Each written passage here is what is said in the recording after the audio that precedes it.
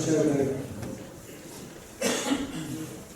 Just as everybody's gathered their seats here, just to let you know, the reason the meeting was called was really a way of just trying to meet all the candidates from Meath West and find out, well, first of all, pose some questions to them from our own area, but to find out what they're planning to do should it be lucky to get elected to the next stall. Next Saturday meeting. But as I say, it's not a debate, so I'm going to ask all of those up here that they don't talk over each other, and when the question is asked, they'll be allowed to answer the question without interruption. Obviously, there's a really nice crowd down here in the hall, so I don't expect too much haggling or heckling from the hall when the questions are being asked, so it'll be fairly straightforward. And in fairness, to put yourself forward for public office it's a brave thing, especially when you see what's happening on Facebook and even out the road there with posters being faced and that. So it's a brave move that they put themselves forward for it. So we have to show them these people respect as well, because they put themselves out there. And we'd like to see obviously some questions from the floor, any burning issues you might have. So, as we start this evening, we're going to get them to introduce themselves, and we'll do that and say we'll give them about 4 minutes of talk. So we might do it through a question.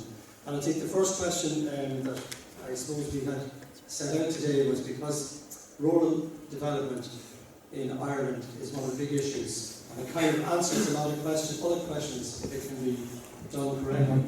So I'm just going to put the first question to all of the candidates here sitting at the table. As you can see, we don't have all of the candidates running with the Meath West, some of those are missing, but look, you can only invite them to come, and if they come, they come, if they don't, they don't.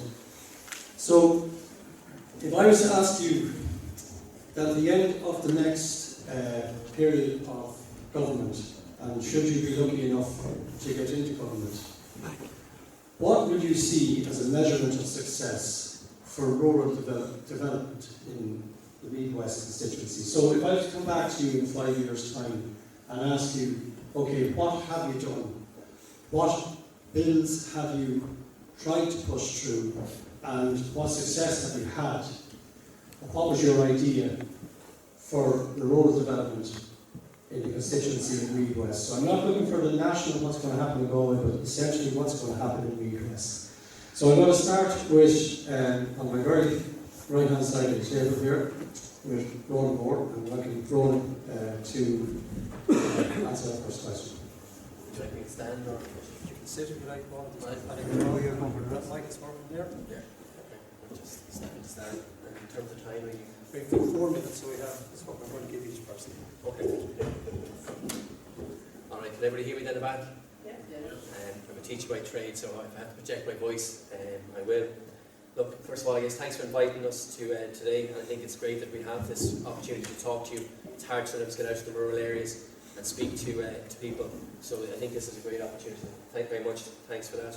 In terms of maybe the immediate answer towards rural development and what after 5 years, what I would like to see for North Westmeath or Westmeath is this idea of greater equality and greater access to resources. That basically we have a fairer country with people living here at the same level of resourcing as everywhere else. And I think maybe to start off then, I maybe just tell you a little bit about myself then and how I would expect to go about that.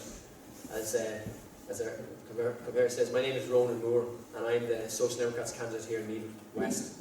This evening, I guess you're going to hear from all of us as to why we are going to try to persuade you that we are best placed, the people of this part of Westmeath. Now they call this North Westmeath, but for me this is Westmeath, because it is here I spent much of my childhood growing up.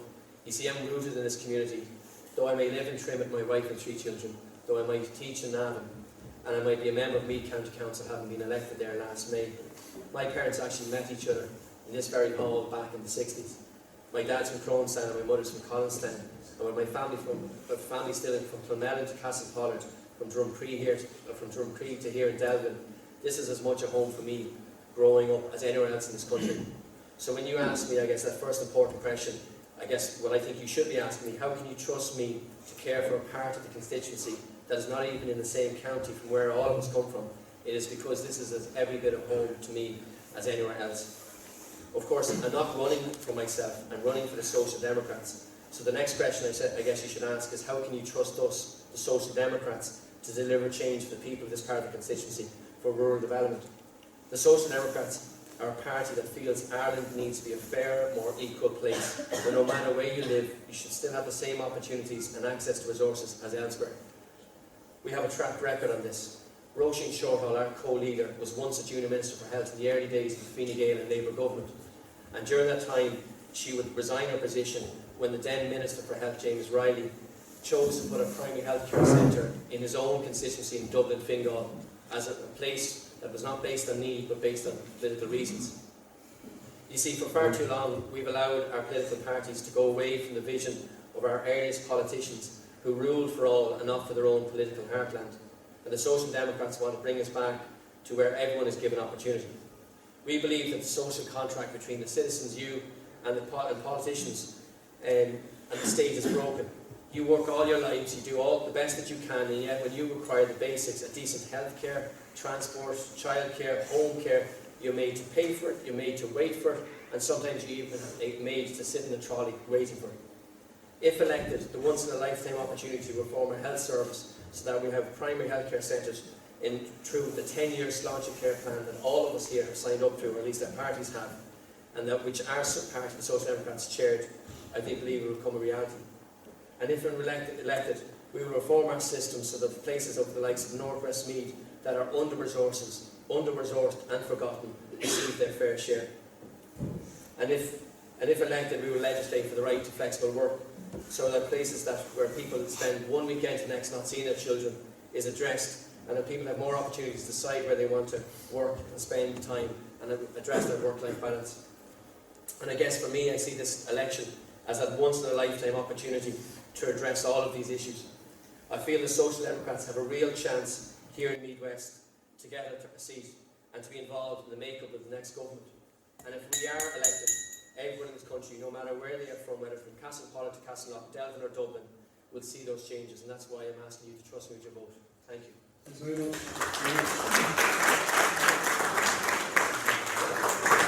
We're going to at the Social Democrats. So I'm next going to call on John Malone from this end of the table to make this on the very same question, and you can introduce yourself.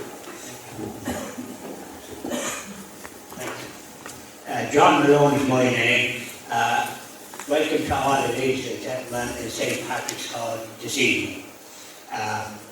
I'm standing, you mightn't know much about John Malone or the Renew Ireland Party.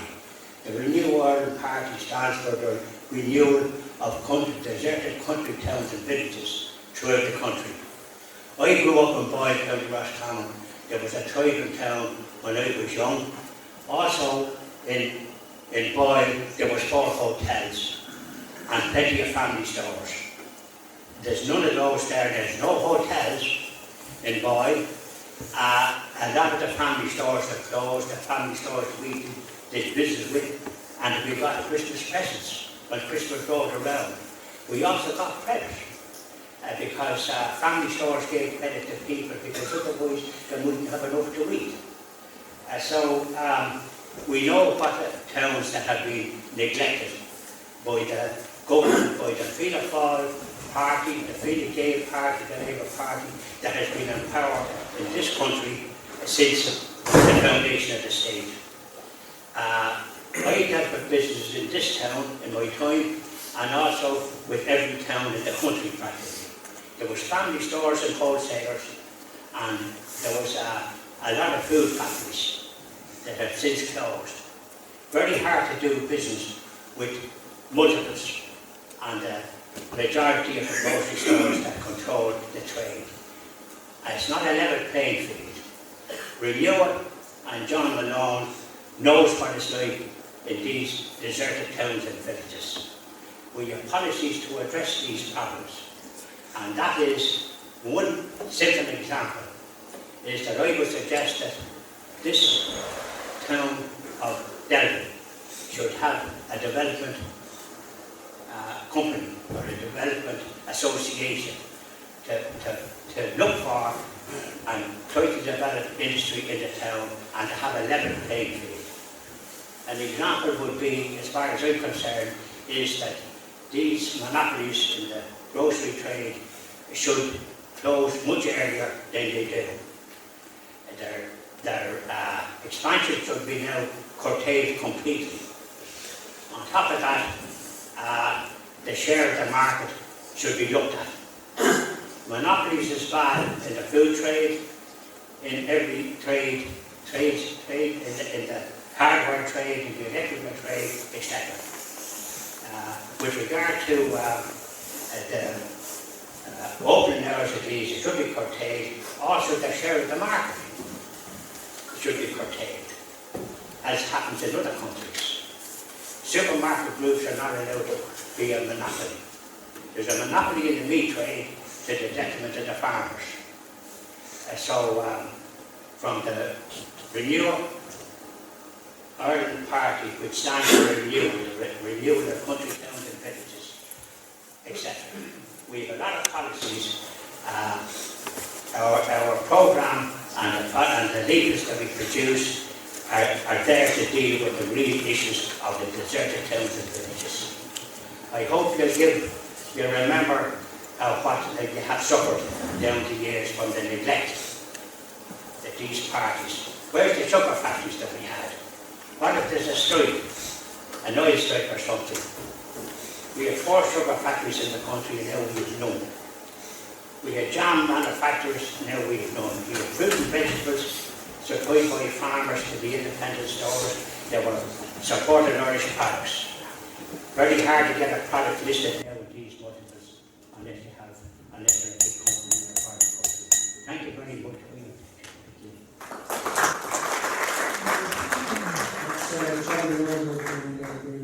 So I'm going to call on Tóibín to introduce himself and talk about the same question. Thanks, Gary. Okay, can you hear me there, Guirke? Míle buíochas as an deis betan seo leir live in you. First of all, Ireland is a phenomenally divided country at the moment. I don't believe it's ever been as divided as much. We have a over-concentrated capital city where all of the investment, all of the jobs and all of the infrastructure is going into.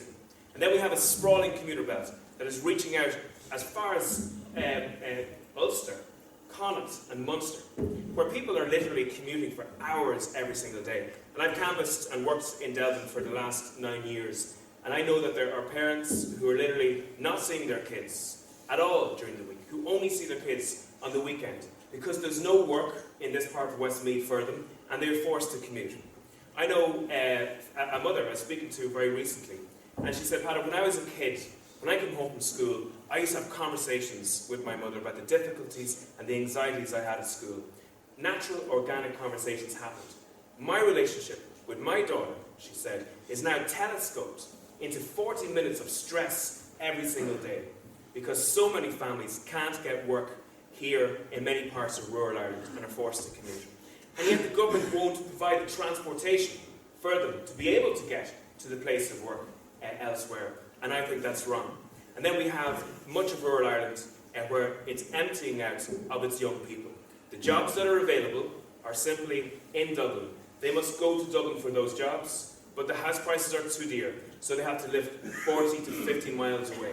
And that's the way this country has been organised and developed over the last 20, 30 years. So Aontú's objective is to develop some level of proper spatial planning right through Ireland. The IDA and Enterprise Ireland have a moral responsibility and duty to develop a jobs plan for this part of the country, to bring jobs, good, well-paid jobs, into this part of the country. The NTA and Bus Éireann have a moral responsibility to bring good bus transportation and links to the train stations to this part of the county. Well, one big issue for us in Aontú is to challenge the inner circles, and we believe that, since the foundation of the state, the governments have governed for the protection of a large number of inner circles: the banks, the vulture funds, the insurance companies, and the beef barons. And the beef barons is one of the most black and white examples of a vested interest harvesting hundreds of millions of euros at the cost of farmers. Right now, Larry Goodman's company made 170 million euros profit last year. He's tax resident in Luxembourg. He paid 2% tax last year. And the farmer that brings the beast to the gate is expected to provide that beast at below the cost of sale. Now, any government that expects a farmer to earn between 8 and 10 grand, less than social welfare and less than a pension, while allowing for Delvin Co to make massive profits, is a government that's not caring for the people of Ireland whatsoever. So what do we do in response? Aontú brought in a bill to ban the below-cost sale of beef. And we brought it into Dáil, and in fairness, Fianna Fáil and Sinn Féin said they would support that bill. But when it came to it, none of the parties gave us the necessary time to get that bill through.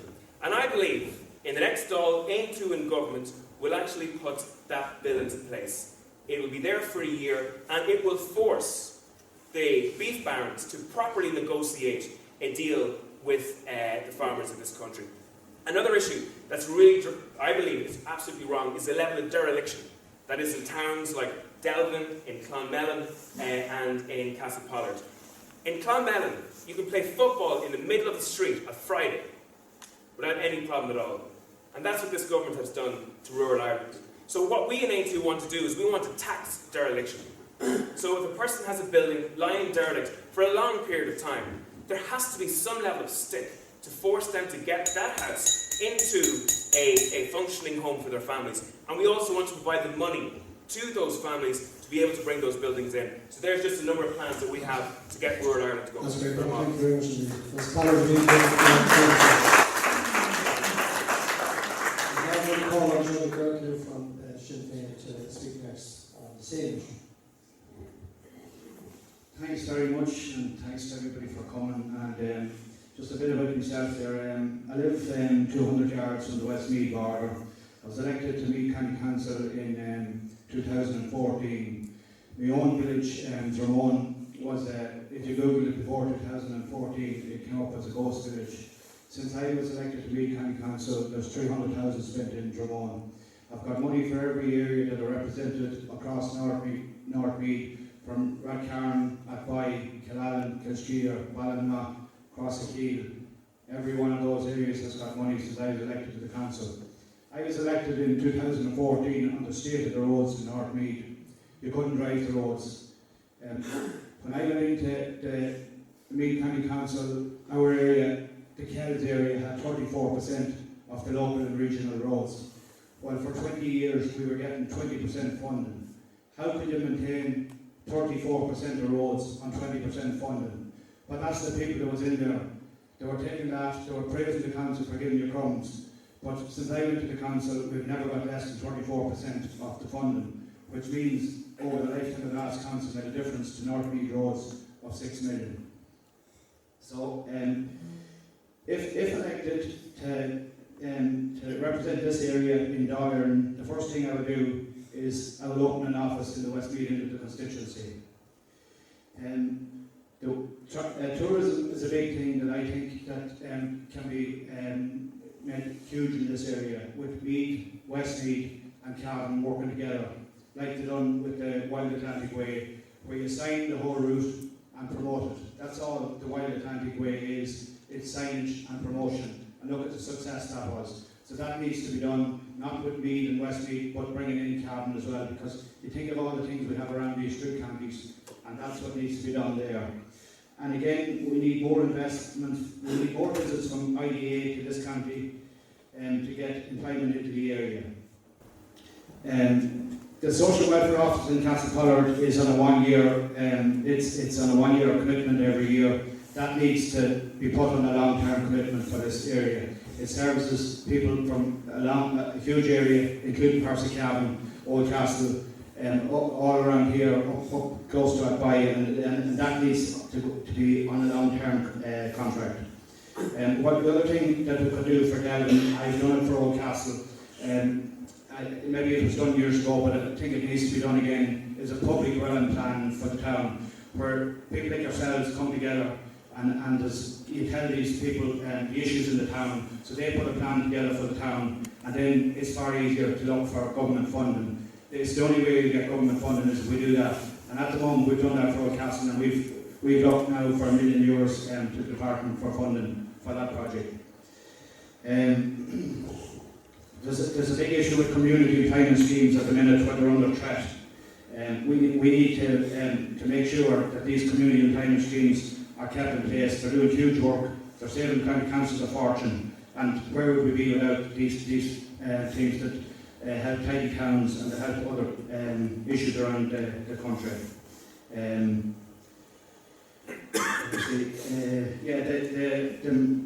Muriesia Foundation, Glenn says they're out the road here, that needs to be properly funded. It's under pressure the whole time, short staff and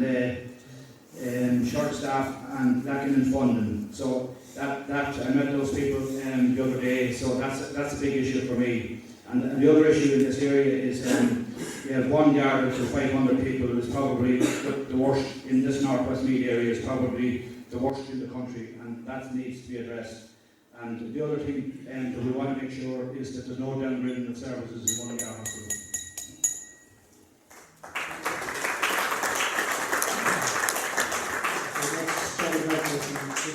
So the last candidate here to speak on the issue is Dr. Séamus McMenamin, and he's from the Green Party, so I'll leave that over to him. Séamus, you want to say that mic there, Séamus? I think they might be able to hear me. Can you hear me? No? Sorry. Okay. Hello. My name is Séamus McMenamin, and just to tell you a little bit about myself, and then I'll go to answer the specific questions asked. So, my father was a beef farmer. I say was because he's not passed away, thankfully. He just had to give it up because he was losing money. So, I suppose, from my perspective, when I was invited to come tonight and we were looking at what the solutions were going to be for this area, and I was thinking to myself, if I was sitting down where you are, I wouldn't be really looking for politicians to come down and tell me the solutions, because most of you already know the solutions. You all know the problems, the other candidates have outlined them very well. So what I really think, I came down here to listen, and I was around canvassing earlier today and I was listening to various people and various issues, and really what it comes down to, as far as I can see, is the solution is that it's not going to be solved in 5 years. Certain things can start in 5 years. I'll tell you what those might be from our perspective, the Green Party. It's going to take probably at least 10 years. It's going to take more than one government, and no one candidate here is going to be able to solve it. It's probably going to have to be a combination. And one of the things that we'll have to look at, and one of the things you'll have to decide is who will be in a position to work with other parties. Because I suppose in the Green Party we don't believe in, we believe in the solutions. We don't go into the politics of we won't work with this person, we'll work with that person. So I suppose to answer the specific questions, really rural regeneration, I think it probably needs a similar level of commitment to we did for the health service. So I think the way that there was an all-party committee on the future of healthcare, I think there should be an all-party committee on rural regeneration set up after the next Dáil. Because we know what the problems are. We know that there's a lack of resources, there's a lack of facilities. One of the things, I'm not sure if the other candidates mentioned it, is mental health. There's a huge issue, problems with youth mental health. There's huge issues with drug addiction and drugs, and we see in the news the effect that can have in all parts of the country.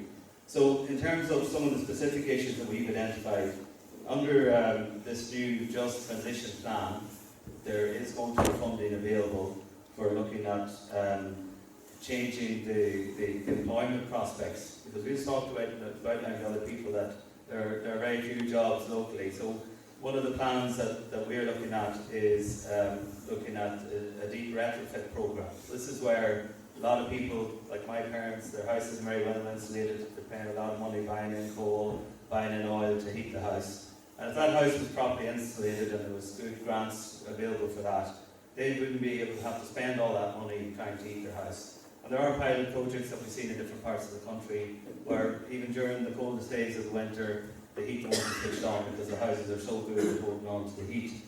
And we've looked a lot at rural public transport, and that's not just bus air.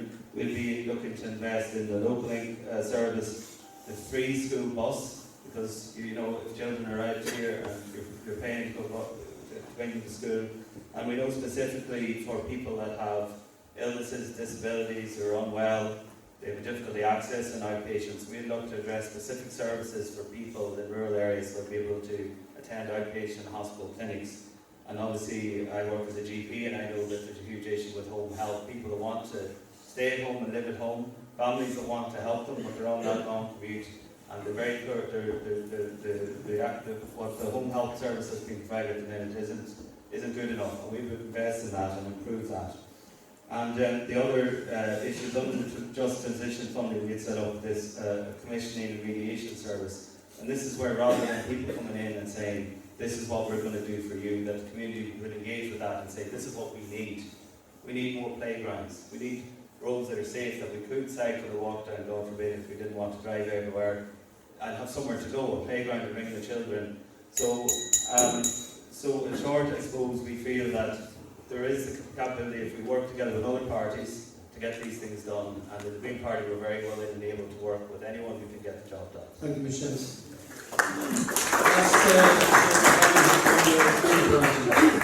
So now, all our candidates that are here tonight and present have introduced themselves, and we have asked the first question on rural regeneration, rural development, and maybe it's time we can dig down a bit deeper into that and find out exactly what that means for this side of the Midwest constituency. Just when you go onto your various Facebook pages and go into your material you're handing out, it seems to say for a lot of our Midwest constituencies is that they're fighting for a rail line in Navan, and that they're fighting for the Navan Hospital and to keep it fully operational, and that Navan maybe should be made a hub and more development should be done there to bring more jobs to that area, and that's all very good. However, most people in this hall here tonight, when they leave their drive, they have to head towards Mullingar and deal with Westmeath County Council and McMenamin County Council. And in this sort of corridor, we have possibly close to 11,000 votes that will go begging to the best people that we think that will actually do the most for this part of the county, the North Westmeath, which just happens to lie in the Midwest constituency. So I'm going to put it out to the hall there. If people have any questions or longer issues that they want to maybe express, that looks at that area, especially our own area, and we'll see now if we have any questions there.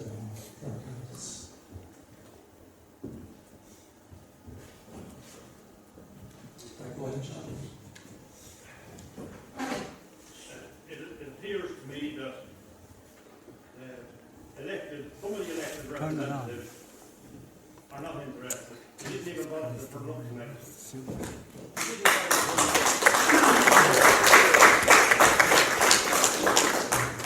I know they're very busy in Canada, and we are busy people. But there's 5 other people up there every bit as busy, and they're here. Now, another thing, Dublin, it appears that everything is centred in Dublin. When did we last have a visit from the IDA or anything like that? We've driven into Dublin from many directions, and you see fantastic new facilities being built. But down here in this part of the constituency, whenever has NEC closed down, nobody ever tries to put a business into it. Out the road here, South Hill is starting to humble. It's a fine even for offices. And I know it may not belong to the government at the moment, maybe, but surely to God it could be looked at as putting jobs into it. Bordomona is almost closed. It used to be 150 jobs at one stage in it. There's nobody looking at it. So, really and truly, if it's not Dublin Centre, nobody cares about rural Ireland. And it shows it tonight, 2 out of 3 elected TD didn't bother to turn up here. Thank you, Sean. Does anyone want to say anything on it? Okay, I'll start off with Peadar first.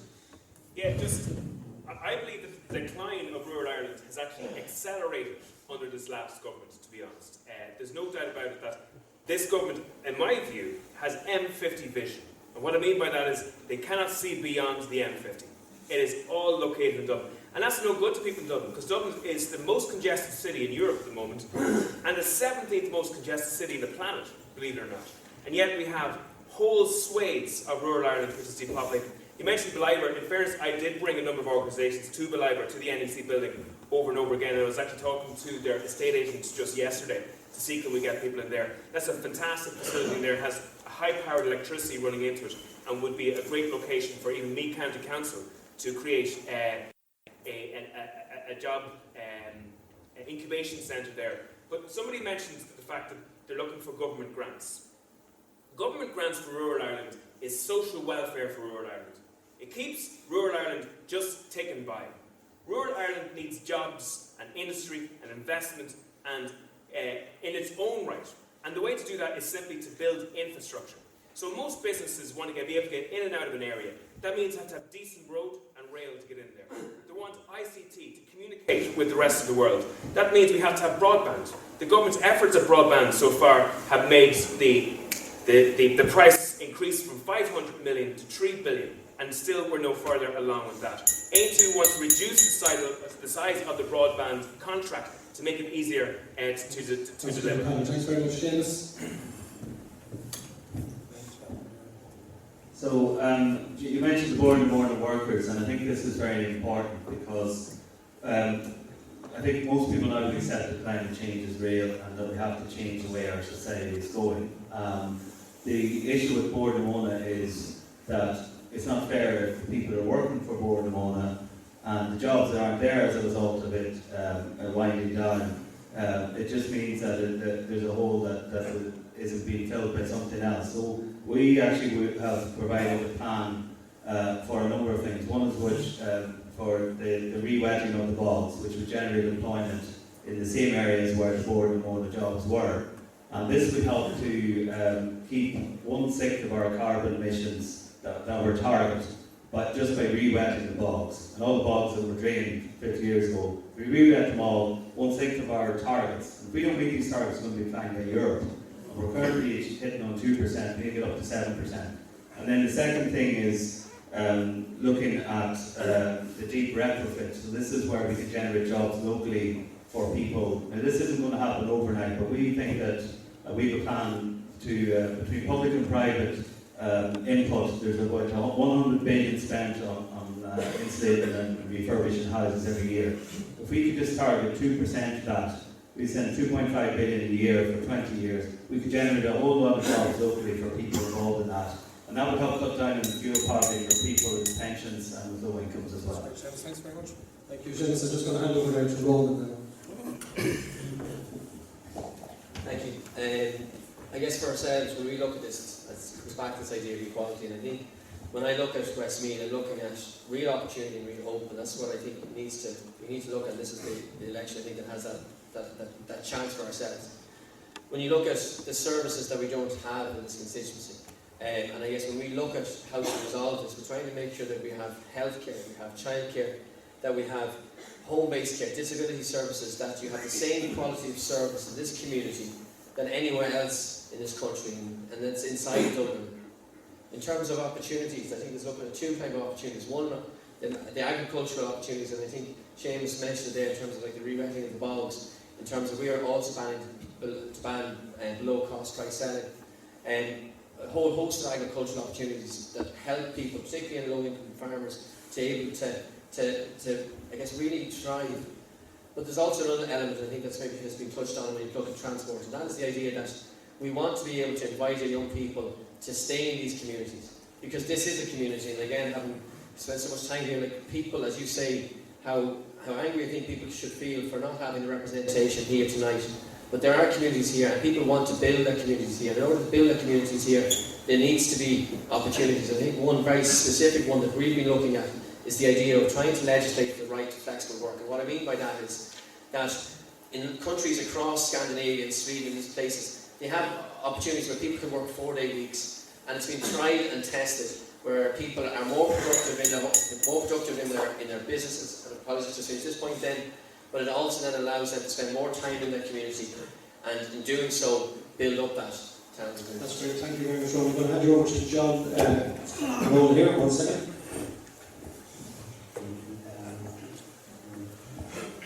There's so many problems in rural Ireland that you wouldn't know where to start. But the first thing is to do is to make a level playing field. family businesses have closed down in all sectors. And those that are still open are struggling. Only perhaps that they own their businesses that wouldn't be able to stay in business. They're not making much money. So, as regards Delvin, the first thing to do is to have a development company. For example, that marvellous big building where the castle up the road there, that could be opened and some sort of facility put in there, as happened in Boyd County Common with the Secession Monastery. There was nothing in that when I was young, but they put an item into it, the refurbished part of it, so that people can visit it. Also, there was a military barracks there when I was young, and it was called King House. And marvellous attractions going back to the hundreds of years. So Delvin was a very important route in olden times for the Tara, to go towards the Connacht. So it was a highway. So it has a long history. And as far as John Malone and the Renua Ireland Party, we want to try and renew the benefits for Delvin, and not just Delvin, for all these towns that's in sectors. By the way, Malone had a plate factory, a computer factory, that had higher productivity in Japan. Thanks, John. I just wanted to Johnny there. We'll hand over there to here, and David English is just joining us. Thanks. I think that for people around here that's willing to take a chance and set up their own business, we need something that's they're going to get a tax break and encourage them to set up their own business, and not something like where you know, if they are in a situation where they're unemployed that they can't even draw welfare or whatever, you know, and then I go back again to the huge tourism potential again between the three counties. I think that could be something that would work huge in this area if we got it going. And then I suppose the other things that's hurting businesses is insurance, you know, that's closing down businesses for home, for businesses and for cars. Like over beside me there in the Loughrew Adventure Centre closed, and their insurance went from 20,000 to 40,000, and they just closed it, and that's happening all over the place, and that's closing down businesses in rural Ireland. So that needs to be tackled, and my colleague Pierce Doherty has put a bill through the Dáil, past first stage in the Dáil, where insurance companies are held to account. Insurance companies are not losing money. We met people in Navan there in the leisure centre there a couple of weeks ago, and the way the insurance company works, and I didn't know it myself until that day, is all these companies, there were 74 companies, and not one of them had a claim, but they refused them all to renew their policies. But where the insurance company loses their money is when you take out a policy with the insurance company, they invest a portion of that in high-risk clearance, and that's where the insurance company lost their money. So it's nothing to do with homeowners' businesses or anything. So that to me needs to be tackled, you know. So and more funding from central government to Westmeath and North Westmeath. Thanks. That's great, John. So I'm going to put it back to the floor now for any further questions. I would like to say something. Yeah. Mr. Malone there was talking about Delvin Castle, that part of it could be refurbished and opened up and used as a visitor centre. But is he aware that it's private people who own that castle, that it wouldn't be available for that? You know, you have to take that into account. And say something like that, Well, that doesn't seem right to John Malone. The link of that was Lacey's castle, and the Lacey and had castles around the country. As a matter of fact, there could be a possibility of developing a tour between the Lacey castles. I'm very surprised that it's in private hands. I don't think it should be. It should be part of the tour itself. I just think maybe there's a misunderstanding there that you were maybe a Dublin Castle, was it, or as opposed to the castle here in the village? Something castle. Yeah, no, I think Johnny's talking about the actual castle here in the village there, adjacent to Gael. Yeah. Okay. That's great. Another question? That again is on private property, though. You have have to go through a yard to get into it, haven't you? No, that is correct, yeah. That is correct, Yeah. yeah. That is, the actual castle itself is owned by the OPW. Correct. Okay. I'm a young student. I'm going to be going to college in a year and a half.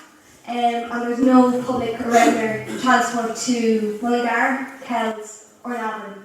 Now, how are we expected to study hours and hours for our leaving cert, get the points we want, but then cannot commute to these universities? Without commuting to Kells, Navan and Mullingar, we can't get to universities and colleges like Dublin, like Maynooth, Athlone or Galway. So what are you going to do for the young people, but also for the ordinary people in Delvin to get into these local towns? Okay, who wants to start with Shins? Hello.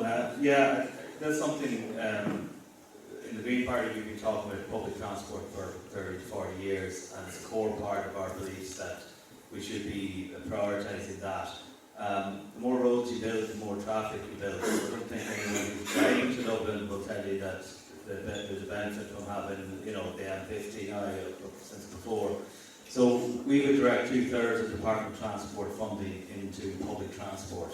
And of the 60 major infrastructure projects that the Department have on the books for this year, not one of them involves public transport. So from that point of view, you're right, it shouldn't be like that. Part of the problem is that the current minister and previous ministers have prioritised road building, and we do need roads, we recognise that even in the Green Party. Not everyone can do their job. I need a car for my job, so I understand that. But there are a lot of people who are crying out for public transport. So our solution would be that's what we need to do. We need to prioritise public transport in the Department of Transport funding. 2/3 public transport. That's right. Thanks very much. Okay, Alan, you want to go next? Yeah, I met Shane Ross around this particular issue, and I said to Shane, I said, you are a very lucky man. You're the Minister for Transport. You have an opportunity to make decisions and investments now that can affect hundreds of thousands of people and improve their lives, possibly for 100 years. And he said, really? You think I'm lucky? And he had no understanding of the opportunity that exists within that particular department. What I'm hoping to do, if a government opportunity arises for Aontú, is actually take on the position of Minister for Transport in the next government. Because I'm speaking to parents. One mother told me she has 2 kids going to college. 7.5 grand is the bus fares for the year to send those 2 kids to college at the moment. I've met with the NTA with regards to providing more buses for the likes of Delvin, and they have told me that buses will be produced on the basis of demand. But if we only assign infrastructure for existing demand, how do we create future demand in an area? How do we grow the population and develop the population as well? Aontú is also looking for outreach campuses for universities too, to be honest, because we want to see universities often create loads of energy in an area. Young people working together, cross-pollinate ideas, and can create jobs and businesses in the future. So we want to see those universities actually have outreach campuses in large provincial towns around the country. Thanks very much, Alan. Anybody else would like to say something on that? Damien? Thanks, Chair, for the chance to say a few words. First of all, good evening, ladies and gentlemen. Just in case of any confusion, I had explained to the Chair that I couldn't come until after 8 o'clock tonight. I only got asked at this meeting during the week, and I was asked for 7:30, so I thought the Chair might tell everybody that I actually could not come until 8 o'clock. I was very clear on that. So I'm glad I'm here and got a chance to say a few words, just to catch up. A couple of issues first, I'll deal with the question first, and I know as a student, certainly someone we want to come to college, having engaged with you in the past and got a lot to offer as well.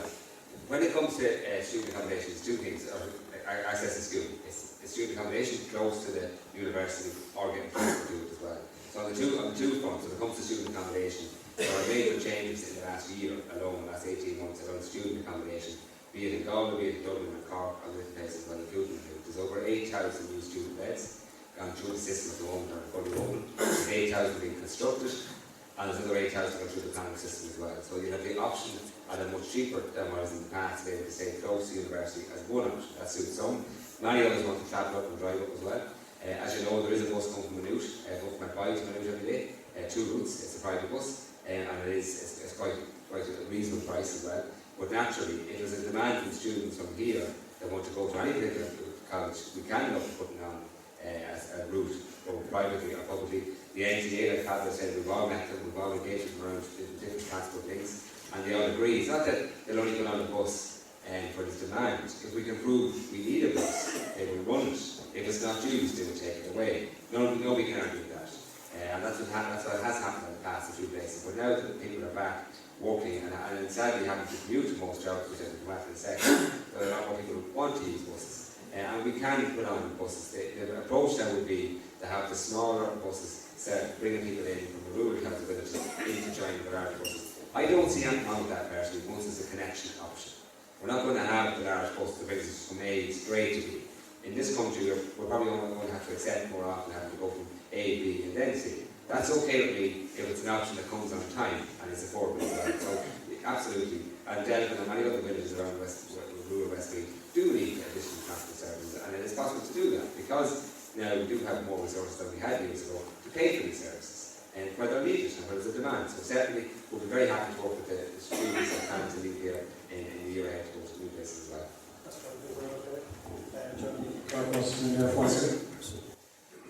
Yeah, just to answer your question, a month before Christmas we had bus airing in at a council meeting in Navan, and to be quite honest, I didn't find them much addition. They seem to be only interested in routes that was making money, you know. So maybe something we need to look at is maybe where the government would subsidise these routes, you know, because rural Ireland can't be forgot about. So I think some of these routes may have to be subsidised by government, you know. And then the other thing maybe that might work in areas like this, maybe it'd be more local links, you know, that could take you from one place to another. Yeah, and the cost as well. The cost seemed to be in where we were dealing with them now when they came into the meeting. The cost in rural areas seemed to be nearly twice as much as it was for areas of Dublin. So that needs to be addressed as well. You know. Shall I just pass you up to Ronan there? Yeah, thank you. I guess there's probably two sides to this. The first one is then public transport. In terms of measures, we'll be looking at investing another 100 million in our local links.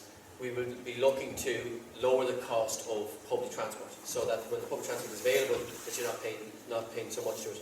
And we'd also be looking at rebalancing the National Development Plan in terms of the amount of money that's been spent on roads, that more money has been spent on public transport.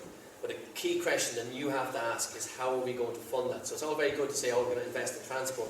How are we going to fund it? Well, as a party, we're the party in the last election that says we want to keep our tax base. Because in order to get the services that you need, in order to get the transport links that we need to invest in that infrastructure. And unless we have the money to do so, well then we won't be able to invest in it. So that's what we have to do, and I think that needs to be very clear in that. And I guess the second element, and it mightn't directly relate to yourself, but there's a lot of young people who would like to live up beside their colleges but can't because of the rental costs. We were the first parties to say we wanted a rental freeze when we saw things spiralling out of control in rental costs, and now they have gone beyond most reaches of student people. And the second element then, I guess, is to develop a rent register so that landlords can flip property, have a move it out, and again drive up the rents. Thank you very much. I just want to pass over to I'm sorry for your trouble, young lady. I can tell you that you can forget about COE because their services is more or less useless in rural areas. Rural areas was cut off when they closed all the trade routes that had been established. So there are private services, actually not taxi services, these private buses that bring children to school. I think for the matter of your problem, you should maybe be able to have a subsidised pass or something to be able to travel on those, because they are here.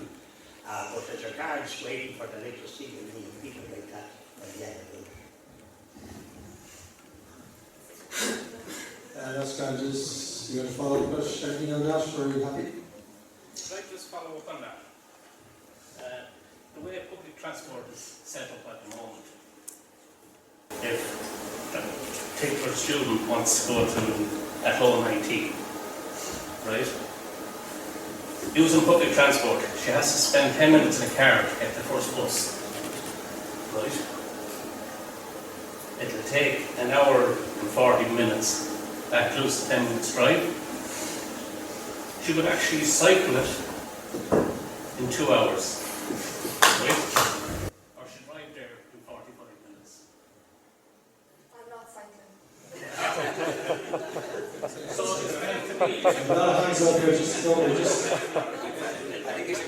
We'll just get power going on that. Can I just briefly come in there? Because a lot of the problems that we're discussing here, many of the people will say that they want to address those problems and fix them.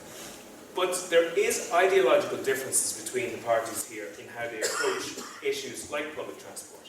And it is fair to say, if we look at the actions of the last government, there is an ideological preference for private cars in the last government. And most of the development, and you can just measure it on the basis of the investment that they've made. It's been heavily skewed towards the provision of services towards private cars. I believe that public transport is a massive public good because one, it obviously reduces congestion, two, it reduces CO2 emissions, and three, it's accessible to people with different income levels as well. So if the government were serious about this, and I believe in government would, we need to radically increase the capacity of public transport and decrease the cost of it. If we don't take that approach to it, we're going to have this piecemeal situation that exists now. And also, finally, that link between demand and services. And that's the golden rule by the NTA. I've sat in front of the committee with the head of the NTA. They said they make their decisions on the basis of demand. If that is the case, demand is going to increase in Dublin, services will increase in Dublin. Demand will decrease in rural Ireland, and services will decrease in rural Ireland. And it's happened through everywhere. It's happened through post offices, Garda stations, and every other service. We need to decouple that demand and service provision so that we create future demand in places like that. Thanks very much. Ronan, you want to come in there? Yeah, so I guess it'll come in there as well, and I guess it comes back to this idea that transport for us is a public service, and transport costs money, and that's just basics. It costs money, and in order to do that, to deal with these issues, you have to spend money, and in order to spend money, you have to have a tax base to do so. And I guess when we, as social democrats, when we look at other countries that have long periods of social democrats in government, and again, your Swedes, your Finlands, your Denmark, if you go to these countries, young people are able, and all people in fact, are able to move from one town to another because they have invested in their transport links. And that's the big difference, and that's the choice we have to make. Do we see it as a public good to have good transport links across the country, or are we saying that unless it's profitable, then we simply are only going to provide it? And I would believe in the first, that we need to invest in it, and we need to have money to do so. That's very well. Just hand it over to Damien. Chair, just a couple of points. I suppose that when it comes to capital spend, I'm not going to apologise for the millions that we spent on the N52 and the N51, the two roads that serve this area and several counties as well. We need to upgrade existing roads. I'm not going to apologise for the 30-40% increase on the spend on your county roads and rural roads, fixing it. We all remember how bad they were back in 14, 15 and 16. They had to be upgraded. So naturally, over the last 4 or 5 years, a much higher portion of your money, taxpayer money, was spent on rural roads and rural transport and roads in general throughout the country, because we have millions of cars in this country and we will always have cars.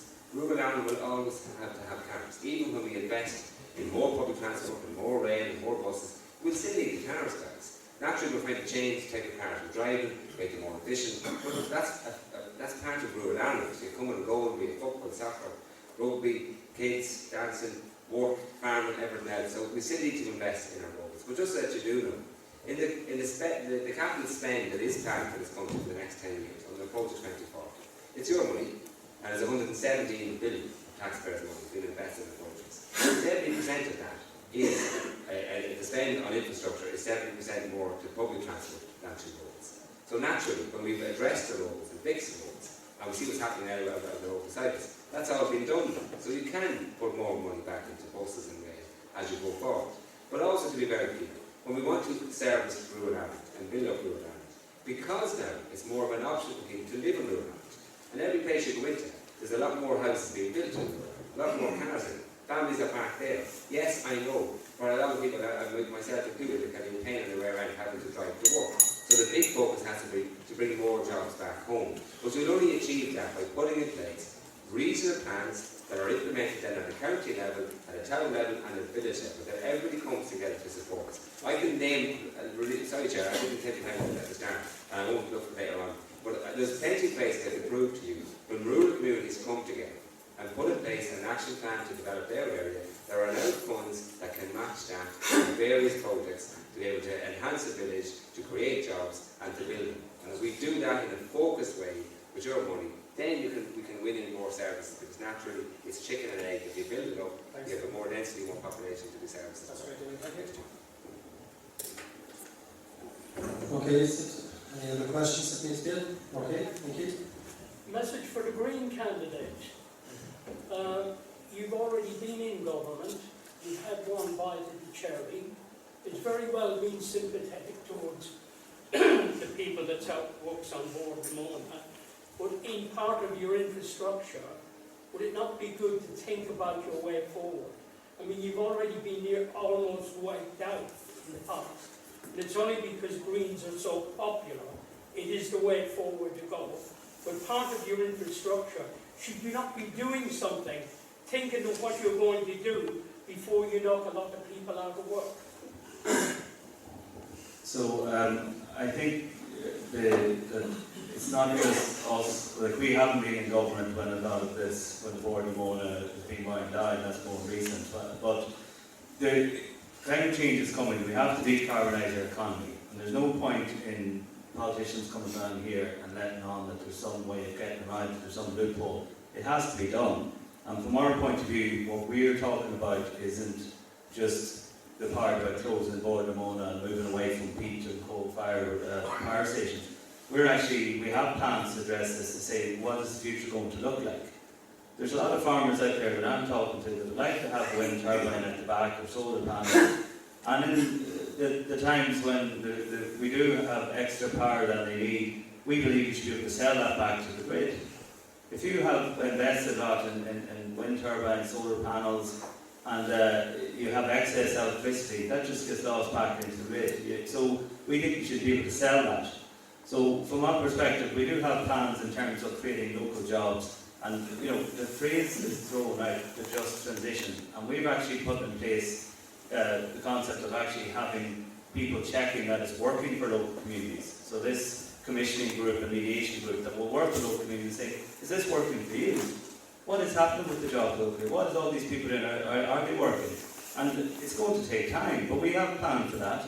Like if we say, okay, we're going to refurbish all these houses, where are the workers going to come from? We're going to have to build that up over time. We're going to have to develop apprenticeships. Putting that to the people first of all, your plans to get them back. It's in our manifesto, which we have published, so you can look at that. And we have a rural manifesto, which we published this week, which talks about a lot of the same issues. Listen, as I said before, you've already been in there once.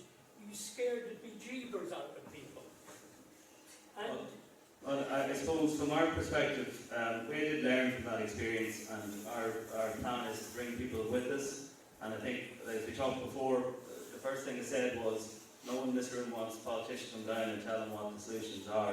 We know that the local communities, and that's why we have this mediation commission and this just transition commissioner who will act like an ombudsman to make sure that it is fair for communities and it will work for people.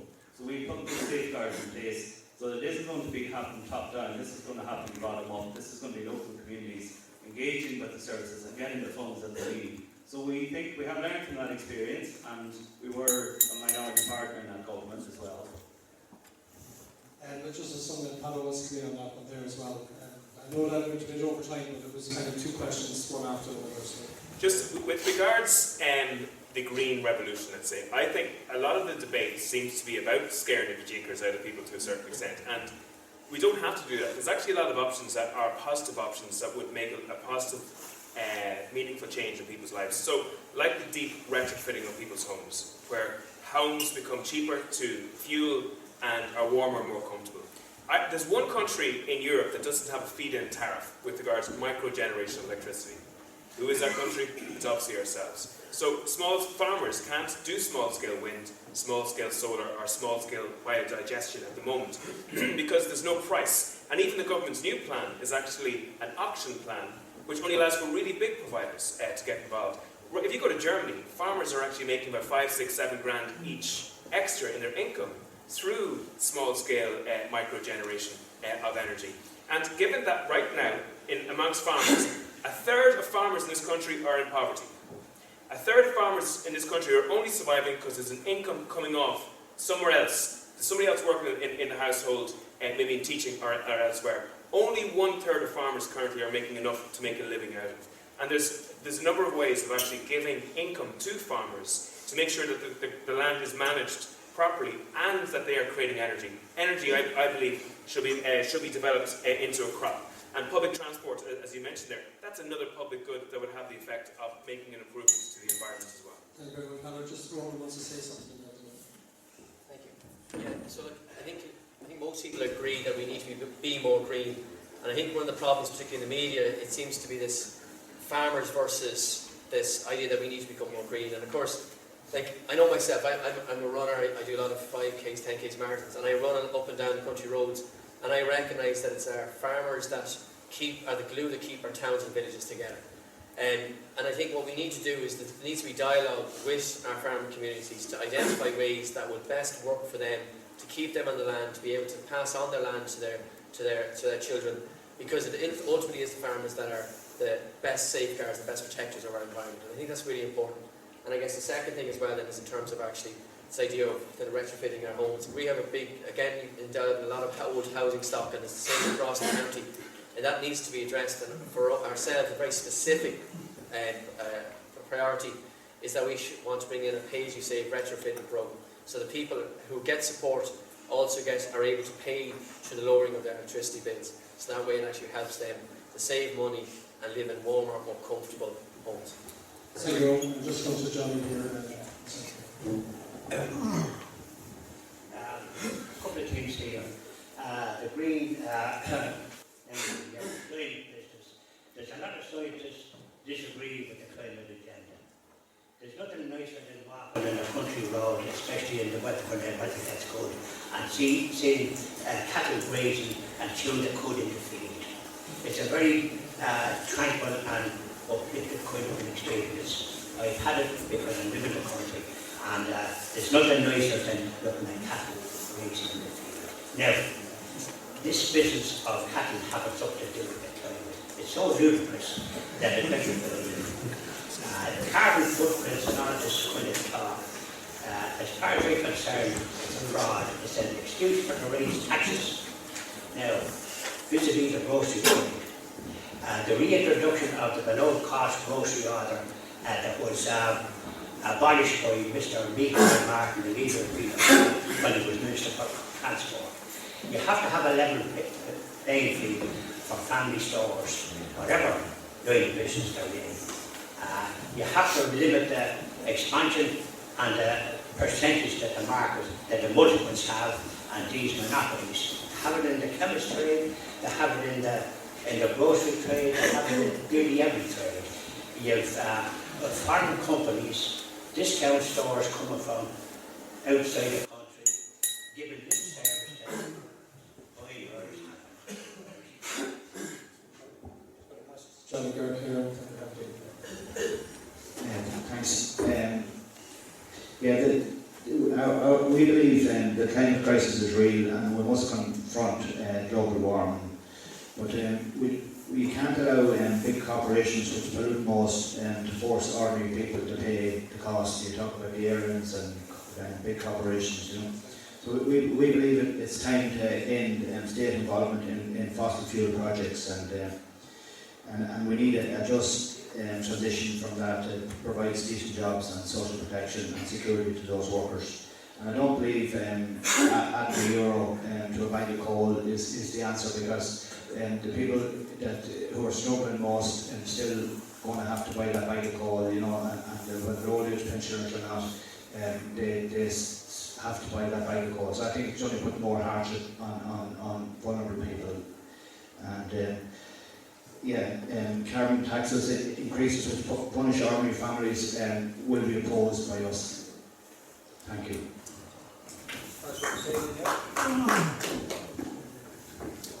Just a couple of quick comments there. I suppose I think we all recognise that it's a duty on us all to go green, and it's the pace to go there at.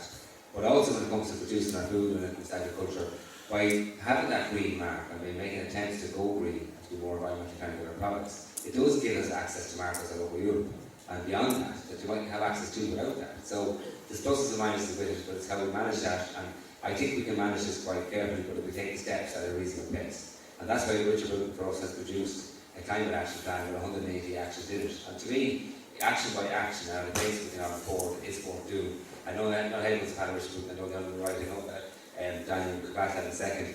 But in terms of addressing the climate action plan, that's the way to go, in my view. Follow the strategy over a number of years. We did the same with the jobs action plan that worked. Richard Boone was in charge of that, and it brought the whole of government approach, and every department has to do their contribution on that. Likewise with this climate plan, every department has to. So one of the biggest areas we can make a difference in Ireland is through buildings. Because our largest 40% of our emissions are through our buildings and our built environment. And that's why we're focusing in on housing. So two points of movement. Any new houses built now are built to new regulations, which are very, very high energy efficient. It means you live in a more warmer home, more comfortable home, cheaper to run it, but also a healthier house. There is a commitment there from Gael and Ronan, because we put the plans in place already, that over 500,000 houses will be retrofitted. That will be a combination of an affordable way for everybody through grants and through access to incentives from various companies who are prepared to pay out the cost and take a repayment over a period of time as your energy bills are lower. And the last thing is that on our social housing staff as well, already 70% have been retrofitted, and we will do the rest over time as well. But this one has to bit by bit, action by action. It's not just kind of saying, we want to do this overnight. You have to face facts. These things do take time, and everybody has to come at their own with us as well. Thanks, David. Just last word to John.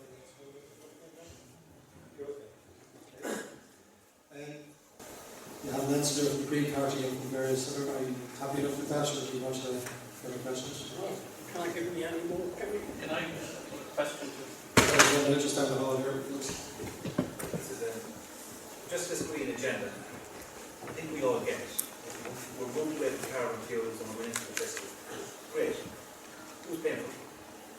Well, I'll just give an example. We're talking about retrofitting houses. We're going to have to get electric cars. The facts of the matter are 5% of our income comes from taxation from oil, coal, diesel, home heat and 5%. What's that? Something like 3 or 4 billion a year. What's replacing that?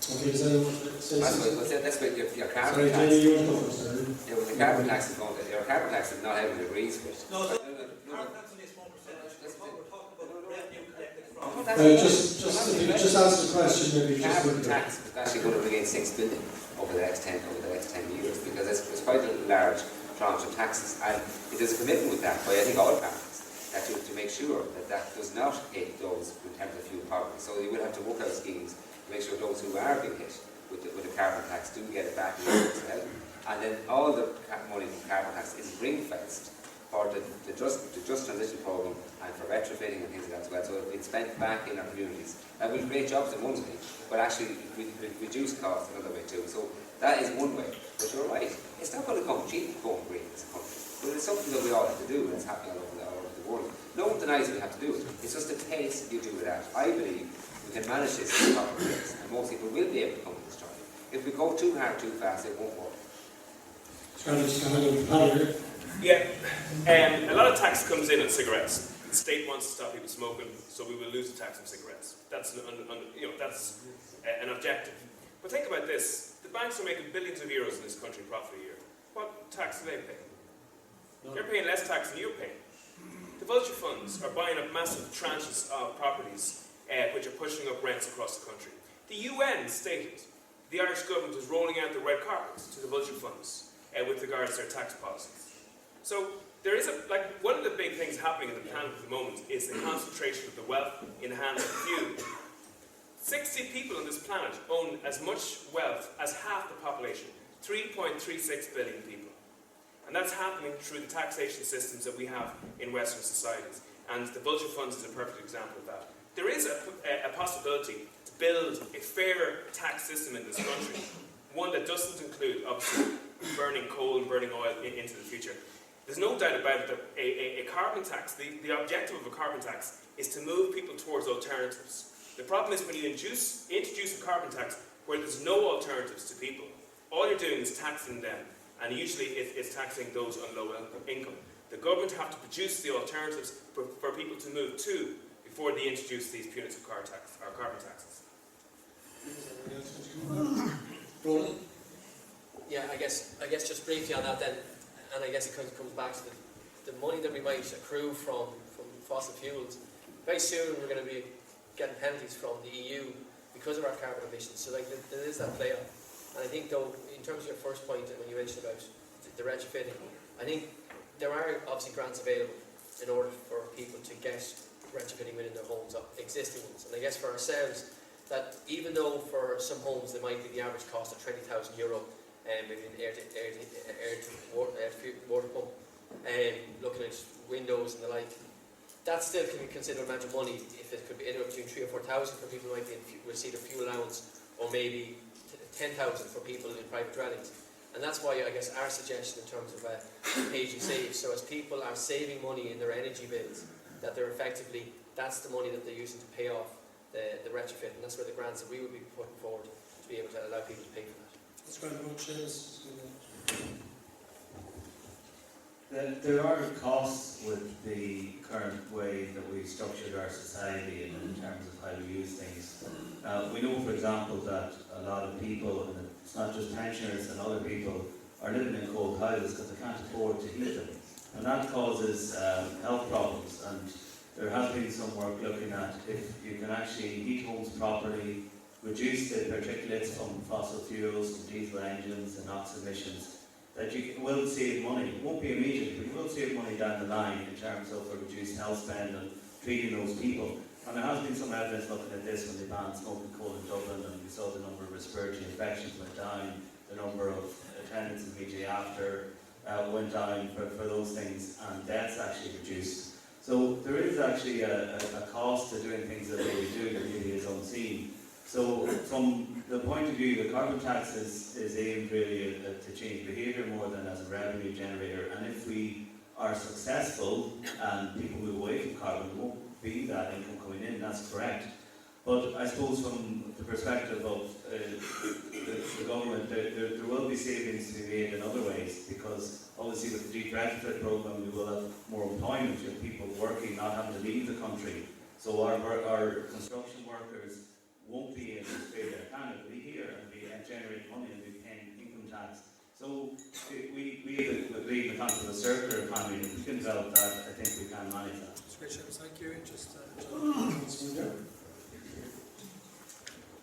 Just a quick point.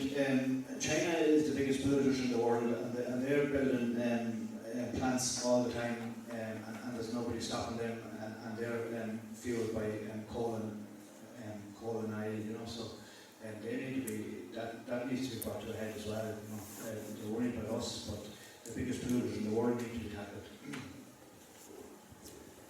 That's okay. That's great. You happy with that? Okay. Just next person beside you. I think this has lost the drift of what we came in to listen to. We came in here with local issues.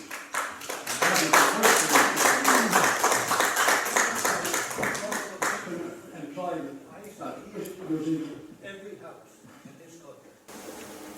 And when they want to upgrade their land, they bring in contractors. I saw them in their own yards and metals there, and they didn't speak to you. The contractors were brought in.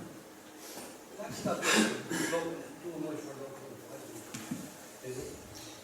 Someone like to say something? Well, just to be on that, I know because we deal with the ESB a lot when it comes to emergency times and through storms, and they actually can't get staff in other cases. Now they're one of the best companies for a pension program, because I was involved with the pension over the years, and the ESB took on a lot of the pension. So there's people here that would be interested in that, we'd be happy to talk to them. Another example would be one of the companies that won the contract to upgrade all our meterings in everyone's house, which is going to happen now over the next year in all our counties as well. They're out trying to apply 200 electricians, and they're having workshops to get them when they can't get them. So, you know, there are opportunities and there are jobs that work along beside ESB electrics as well. And if there's people that are interested in that, let me know, and I'll send them into contact. No problem. Just one thing I'd like to add to that. We're talking about using public transport. If you got an appointment in Dublin in a month's time, there isn't even a guarantee that the buses will be running or the trains will be running. That happens so often. Okay. A station in Killucan, to me, that's really a stop for everybody. Get it going. And just Peadar, answer that first. Come with your first question first, and then we can address the second. I don't want any answers, to be honest. Okay. Well, can I just give you my perspective on it? The IDA and Enterprise Ireland are the two institutions which are tasked to create jobs in Ireland. And right now they have a strategy which does not include this place, which does not include this part of Westmeath, and that is the truth. The strategy is Athlone and to a certain extent Mullingar. The current spatial strategy as it exists, if not changed, means in 5 years' time we'll all be sitting up here looking a lot older, and there's absolutely no difference whatsoever. And that's the key issue here. Now, if that doesn't change, if we don't have site visits by the IDA and Enterprise Ireland into this location, we're never going to be able to see real jobs of real value which are attractive to young people trying to buy new houses and raise families. And this means that this will remain a commuting area where people are moving out day in and day out. And when you're a dormitory area, it has a significant negative effect on your town because people are shopping, they're socialising, and they're working in Dublin, and they're coming back here to sleep. And I was talking to the GAA clubs over in Castlepollard today, and they're talking about volunteerism. Volunteerism is falling, and the reason being is because people are wrecked. People are coming home at 7 and 8 o'clock at night, and they've no energy. So we need a commitment from all of the elected reps, or potential elected reps here, that we are going to actively pursue a change of policy with regard to the IDA and Enterprise Ireland to the likes of Delvin and this part of Westmeath. Chair, can I just make a point here? I think the jobs in Ramon are real jobs. The jobs in Collinstown, the jobs in America, they're real jobs. There's about 2,000 jobs in those factories, and they're high-end jobs. American is exporting all over the world. Don't insult the jobs you have right on your doorstep as well. Of course you want more jobs, and we work with them. But guys, you've got other real jobs all around you too, and naturally, if we want to have more jobs here, we have to work with ourselves and our private companies, through the local authority, and with the state agencies. But if you want to win jobs, you have to plan them and go after them. And I'm very happy to work with any group that wants to target job creation in the area, because the IDA aren't going to come to every town in this place. Let's not kid ourselves. They will go to the larger towns, the Mullingars, the Atlones, the Navins, the Kelses. We have to then work harder to bring them out to other places, the other kind of jobs. And I'm very, very happy. Loads of opportunity to win jobs, and people are committed to it and want to work in a group as well. But don't insult and tell me there's no real jobs around here, because they're top class jobs you have with remote engineering and many other places, right on your doorstep. And some guys have got very high capability, earning a lot of money, and are helping those companies win more jobs. Thank you very much, David. Okay, just back to Guirke. Yeah. I'd write this question to Damien in English. He's talking about high-end jobs in the area, Collinstown, Remote, wherever. I work in a factory in Collinstown. I've seen 3 employers in 19 years. The first employer went redundant or bankrupt or for however reason, 2008. An employer came in, took over the company, was there for 10, 12 years. We were told to tighten our belts, we tightened our belts, no pay increases. There's another employer after coming in that worked for the second incumbent for so many years, left the company, has come back into the company, and in the near future there is no sign of pay increases around. And you're talking there about high-end jobs. Fine, there's high-end jobs within that company, but down along the lower scale, there's no pay increase for the last 15 years in that factory alone that have seen numerous workers go through it. At the minute, there are almost 400 workers. It's an even split between non-national, Irish, whatever you want to call it. There is no envisaged structure plan for a wage increase. And you're saying about high-end jobs. Just to be clear, I didn't say they're all high-end. I said there is plenty of high-end jobs that all pay levels. And absolutely, I'm not saying every job is paid high level in any of these companies. There's no real job security. Just as you can Well, but I'm happy to work with you on that. I mean, I'm not privy to what you get paid, or people get paid in Collinstown. I haven't been in there to know what they get paid. I engage with the companies to try to create jobs, win more jobs, and enhance them. Very happy to engage with you and work on that too, and see how we can go through there. But don't say I said every job was high, and I didn't say that, please. I wouldn't say that. It has come to light within the previous week that the last employer of the first 42 weeks of 2018 did not pay PRSI contributions for the workers, right? The revenue should come in there straight away there is nothing from the current employer on the situation because he bought over our contracts or services or whatever. And no one knows if you go to use your PRSA contributions or anything toward that. No. But you're talking about high-end jobs. Sure, I'm happy to check that out, but just to be clear, when the companies take over, the employees' rights are generally protected. Right? I will check it, no problem checking all that out. It's news to me, very happy to check it out for you. There will be very, very strong employment rights and laws in this country. Workers are generally protected in that situation. I have no problem checking it out and working with the development people are absolutely no problem. The whole issue here, the problem here is, once the electoral boundary was changed to suit Fine Gael and whoever government came in at that time, it has gone away from Delvin, it's gone away from McMenamin, Castlepollard, Brook Creek, Collestown, back towards Mullingar area. We're not being represented here from Westmeath. Okay, just one of the, I think that was generally, sorry, Damien, I suppose that what started this tonight was looking at how this end of the Midwest constituency is actually being represented by the candidates and by what were the candidates going to do or how it could be measured with the job they will do after the next 5 years. Okay, now just to make 2 points to that. First of all, right, that change was made back in 2007. I wasn't in government then, nothing to do with it, but in defence of who did do it, it's generally away from politicians, as independent commissions based on population. I would be in favour of getting Westmeath restored to its full county boundaries. I don't wish for that whatsoever. But in the meantime, I've served here for the last 3 or 4 different elections. And just to be very clear here, I know it's an issue. People feel more vulnerable because they're here without an official TD from their own county. That's why I would literally talk to them every single day as your councillor. Some days it drives me mad, but that's part of the job. And he's in touch with me every single day. I am here every week trying to provide a service to people. I make it available as much as I possibly can. Yes, you're right, I don't live in this thing, and I wish you had your TDs in your own county living here, but that's the way the boundaries end up, and some parts of Meath and other counties as well. But it's generally not a political decision, and most of those politicians probably would respect that we understand you'd rather have your own county boundary. But it doesn't mean you don't provide the service. I'm sure the other guys think to themselves, I'm probably here every week, and I'm available to anybody every week as much as I possibly can. But also, it's changed from a 5-seater to 2 3-seaters to suit a political agenda at that particular time. And it's not new in Irish politics. But we are where we are at the moment with regards to boundaries. I think we should push for this area to be moved back into Westmeath in the long term. But it is important for people to be on the ground on a monthly basis, at the very least, to make sure that they are representing people here. That's great. Thanks, Dr. Johnny. I'm going to make a commitment to you now. I will be a TD for North Westmeath. I live 200 yards from Westmeath border. I will open a constituency office in the Westmeath end of the constituency. You have these guys here for the last 9 years or longer, and the things improved much in the last 10 years. Definitely.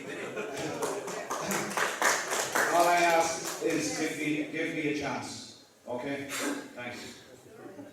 Just Ronan wants to say something to that, just 1 second, just to continue with the answer to that question. I guess, thank you. Look, I guess for ourselves at a national level, it comes back to this idea of equality of service. As a council, Meath County Council, we're the worst funded council in terms of per capita spending because we've had a surge in population. But then you look at this part of Westmeath, I was under the impression that the Guirke was 1 to 1,200 people. I think actually it was informed it's 1 to 1,500 people. And that shouldn't be the case. It shouldn't matter where you end up living or where you're born or where you bring up your children. You should still get the same level of service. In terms of, I guess, when we look at jobs, when your specific question, we need to look at rebalancing where we're putting our enterprise. We need to look at the investment in our infrastructure that will help invite other organisations to come in here. And I guess the last thing, in some respects, and it might not be relevant to many people in this room, is the idea of looking at our broadband. As I said, it might be relevant to ourselves here, but it might be relevant to our children to enable them to be able to set up and work from home and to work more often from their home communities so that they don't have to be growing up in the villages around North Westmeath and moving to Dublin simply because that's where the jobs are. And there are so many jobs that are able to be done from home, from their home-based work offices, that's what we should be aiming towards, to try and bring our young people and keep them in our communities. That's great. One question from over here. Back to rural development, say again, the rural areas. At least the Malone, Cassells, Collinstown and surrounding areas, Equaharney, all have industry of some kind. Delvin has absolutely nothing. For years and years, I left this country in 57. It was probably more happening that time than there is now. At least, now there's not even, you can't even go and put your card in and take money out. You have no MD, you have no banks, you have nothing. This is why I came up here tonight, to see what somebody might do for Delvin. Not Navan, not Mullingar, not Longford, Delvin. Delvin is what we have to get up and running. It's dead, it's gone. Unless we get formed together and get something done for Delvin. You're absolutely talking in the national interest, not local. Okay, so we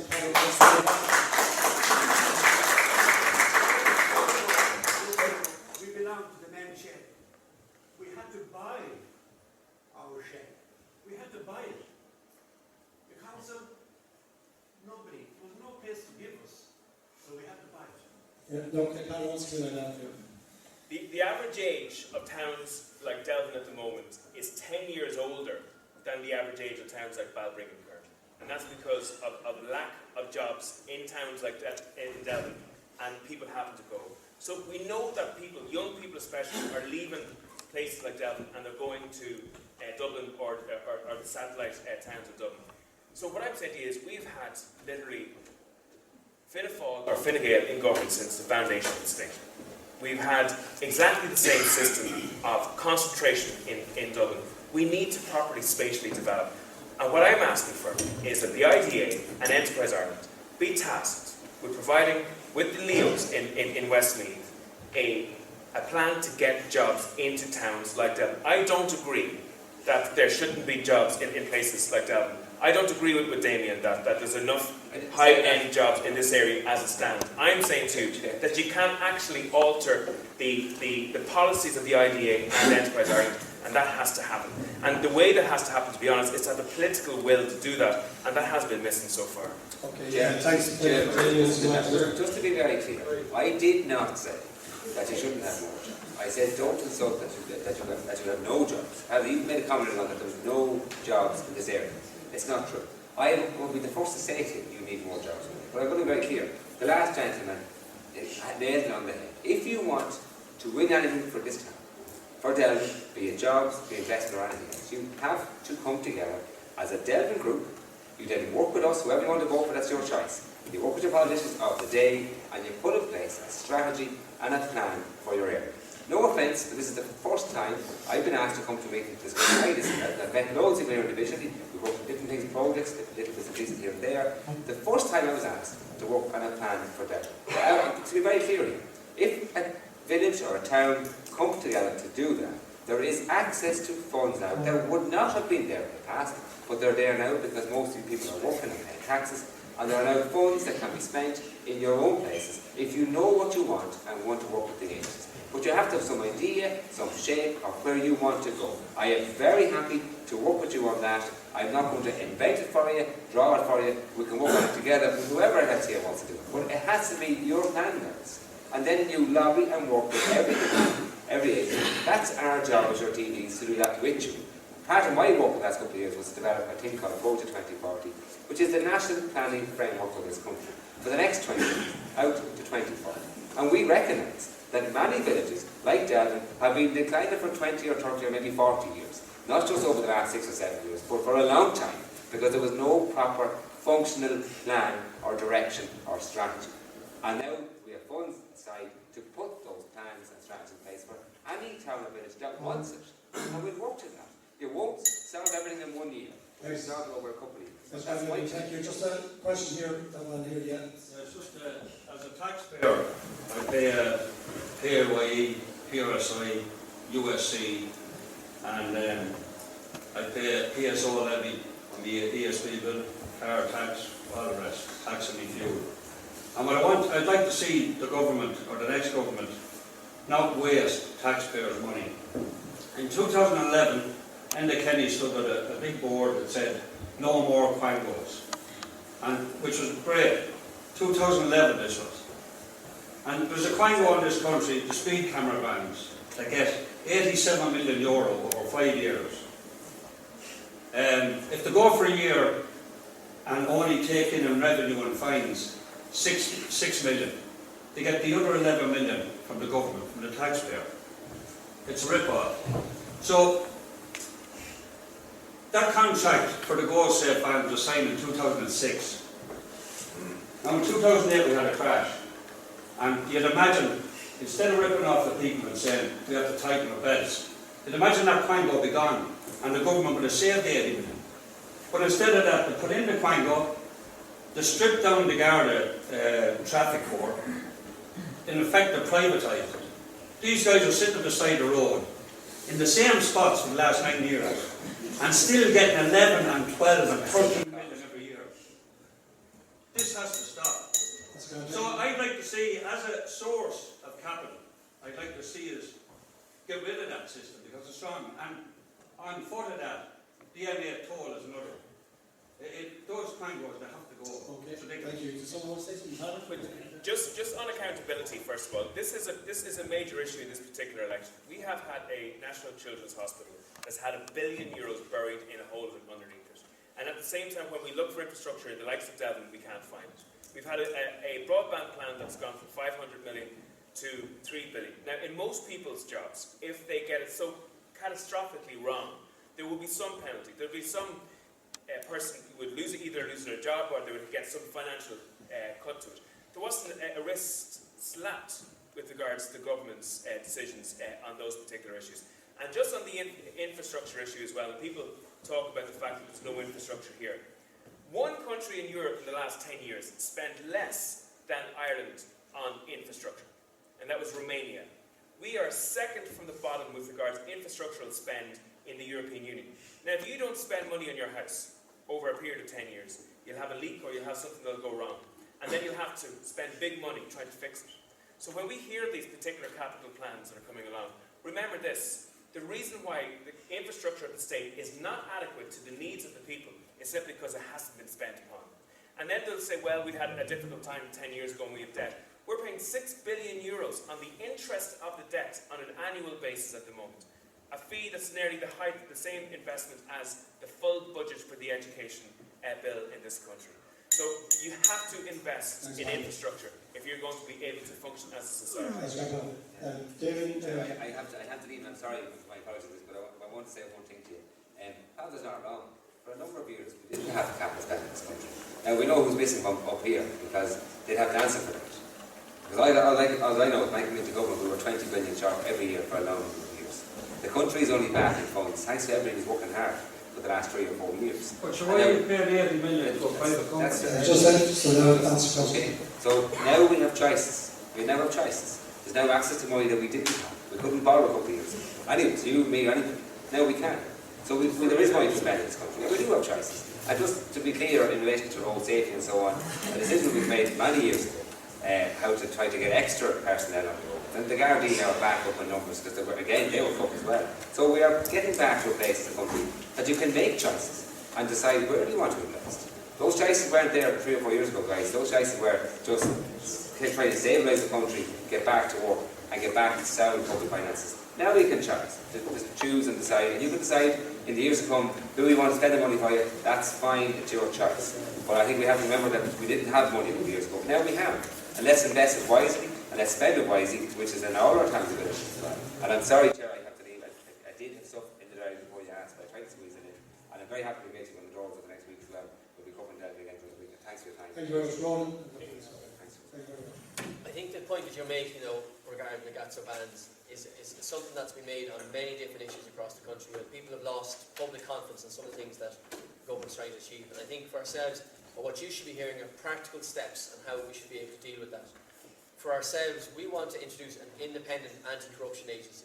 And that's based on a model over New South Wales that costs $5 million that tackles white-collar crime and tackles instances of corruption where you have senior civil servants and senior officials who've misspent. So things like that you're talking about, that you have an agency there that actually will deal with that. And I think with our co-leader, Catherine Murphy, we have a track record of somebody who spent a lifetime in politics standing up to vested interests. on your first issue that you raised in terms of taxes, this is a big issue for ourselves insofar as we have a social contract, as I said at the start, where you pay tax, all the taxes that you see in your wage bill each and every week. We pay an average amount of tax in this country compared to your European neighbours. Yet in most European neighbours, they have a real sense of pride that the money that they're putting in, they're getting the return on it. In childcare, disability, social, home care costs, education, all of those things, and we don't have that in this country. And I guess the final thing that what we would be looking at is to try and reduce the cost of living for people, to look at the car insurance industry, to look at the childcare costs, look at all of these things. Because I have a friend of mine, and his wife's from Belgium, and her friends are teachers, and they get paid a lot less than the teachers in this country. But the money in their pocket, the euros in their pocket, go an awful lot further. And that's something I think is the way we need to deal with it. Okay, folks, just before we go, we're going to have about 10 minutes left because obviously people have things to do. So I just have to take questions to people I see hands up first. I'm really sorry about that. But I'm going to take one question there in the back here. Yeah. How are you doing? Thanks for coming. I suppose locally it'd be more my interest than nationally. Peadar, you've given us a lot there on national stuff and IDA and things like that. You've had a good few years of going at this, and I haven't seen any improvement in Delvin. The town has boarded up windows, they're painting them, the council's painting them to make them look like glass. The football pitch is looking for a new ground or a new building. There's no industrial park. The shops are closing down.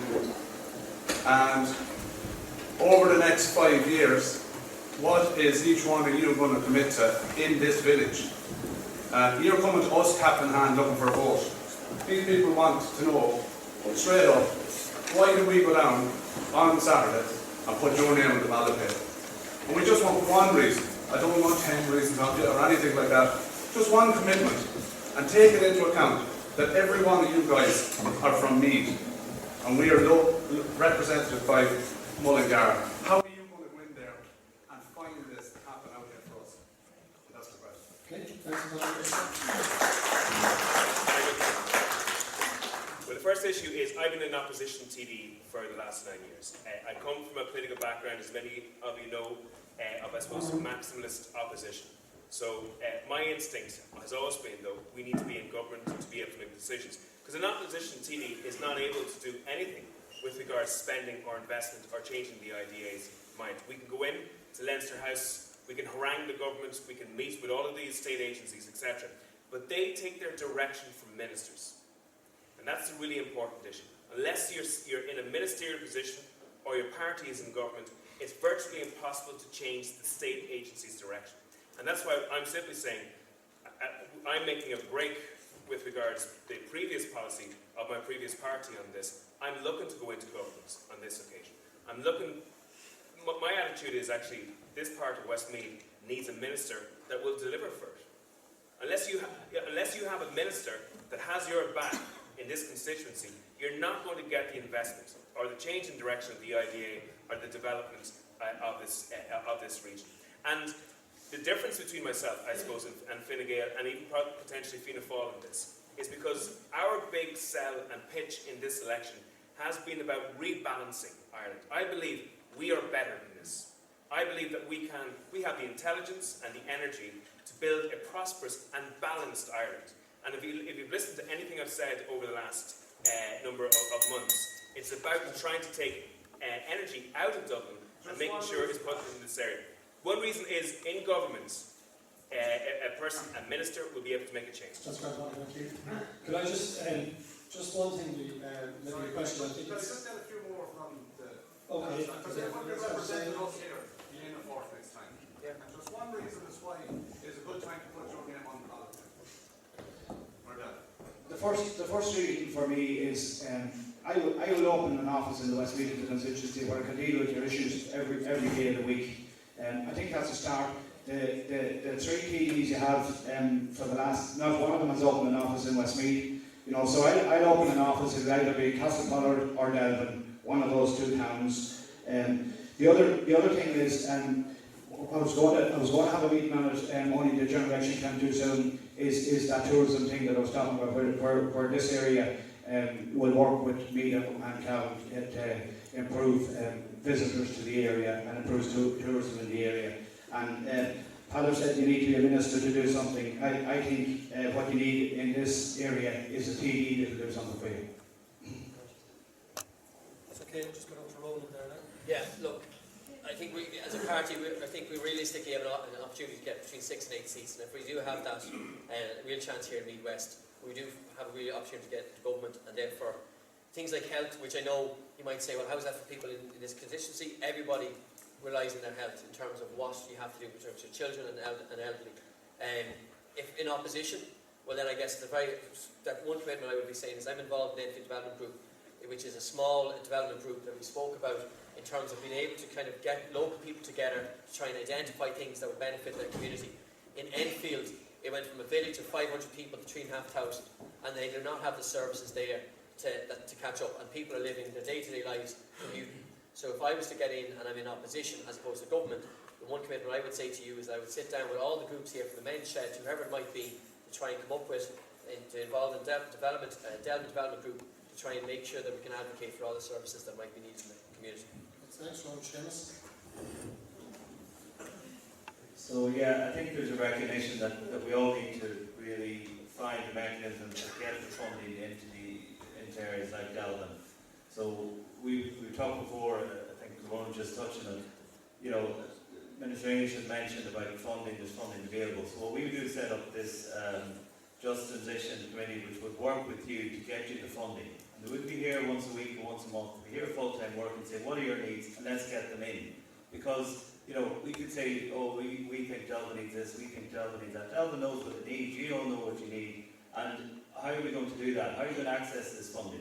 And what we've seen in other areas where they have this structure, they can direct the funding and get it into the area, because if it's there, you need to know where it is, how to get it, how to make the application, so that this Just Transition Committee would actually work with you to do that and get the funds directly in, because if you're not getting the money, you can have all the ideas in the world, it's not going to happen. And I think the money needs to be coming in, and you need to find a vehicle, and sometimes government has funding available, but they need to have a vehicle to get it to you. And that's where the key is, I think. Thank you.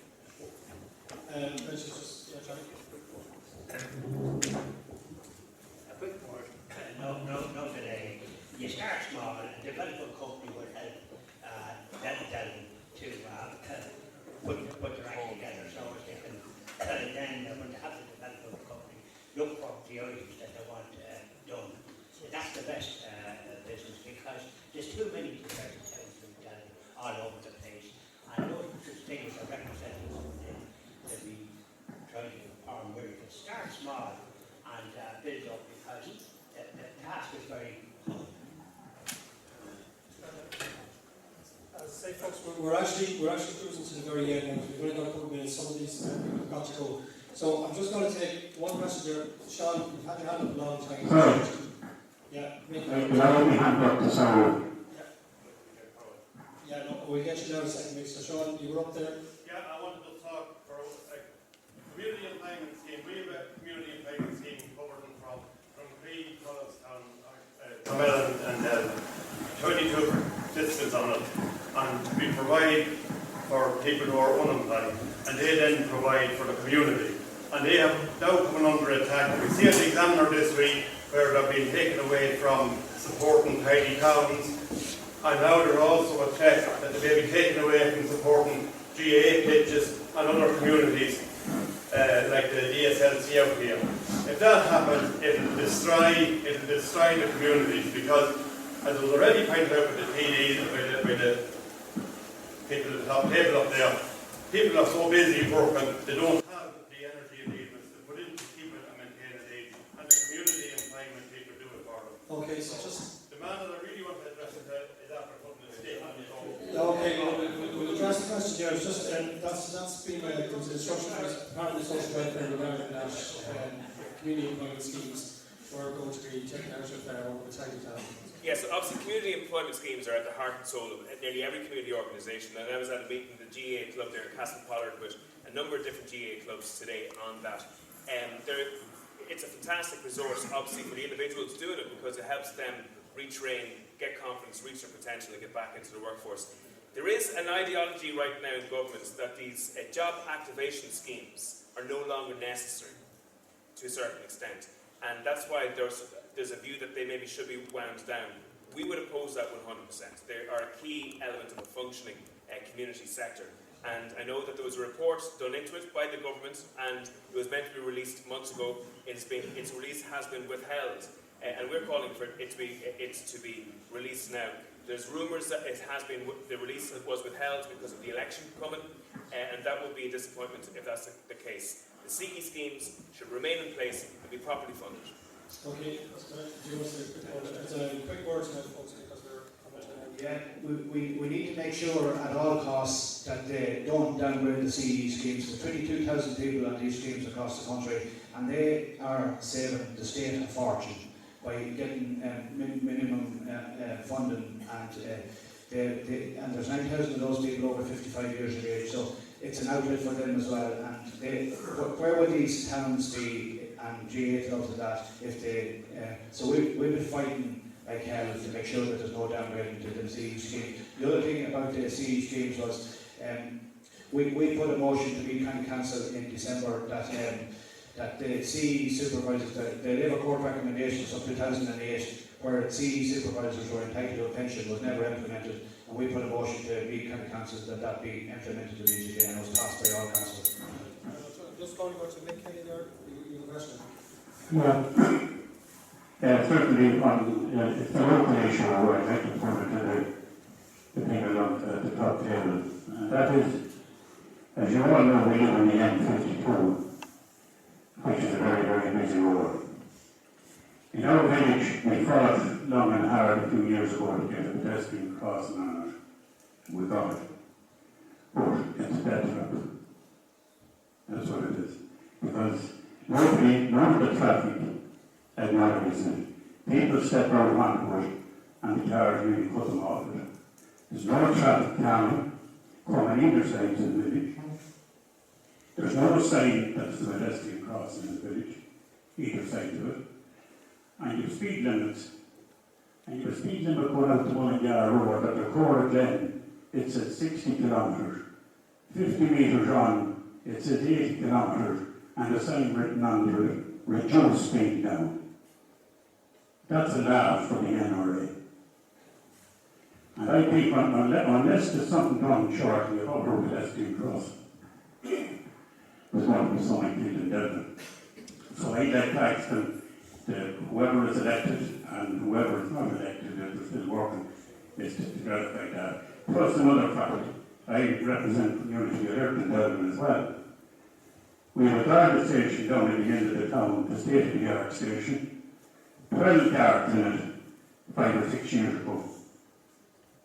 2 today, and maybe one. Not there for us. They cooperate with the community here. They keep in touch with the authority. But there's no resources there for it. So I'd like to see that for the rest of the West. Okay, Connor wants to then on. Okay, and we're going to go for quick responses there. In relation to that, the level of Gardaí in this state has been radically reduced since 2009.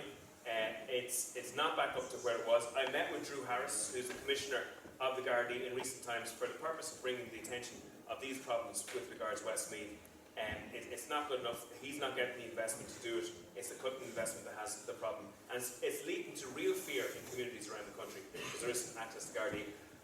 We've made this to Meath County Council and Westmeath County Council that all towns and villages should have traffic calming measures on. End of story. Every single town, if you go to other European countries, they have traffic calming measures, either ramps or they have chicanes coming into towns and villages. And we need that in every single town and village in this area. Okay, you'll go to Ronan. Yeah, I think we all met with Drew Harris not that long ago, and I think we can stress that in terms of the amount of Gardaí that we're losing across the country. I think in this part of Westmeath, we've only mentioned about one person to 1,500, one Gardaí to 1,500 people.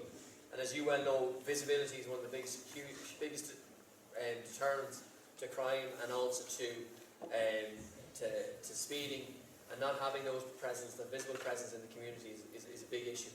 In terms of then the specific one, in terms of the traffic crossing here, I think it would be slightly disingenuous to say that, like, as politicians, in terms of getting down to that level, local level, I think what would need to be done is to make those representations to the council, to look at it and to review it, because quite often we find in lots of communities you might have the need for either a push button system in place or something else, a much more better traffic camera measure. But again, I think it's for our position as elected representatives to put that representation to the local level, who are the ones who would be able to implement that. That's right, Johnny.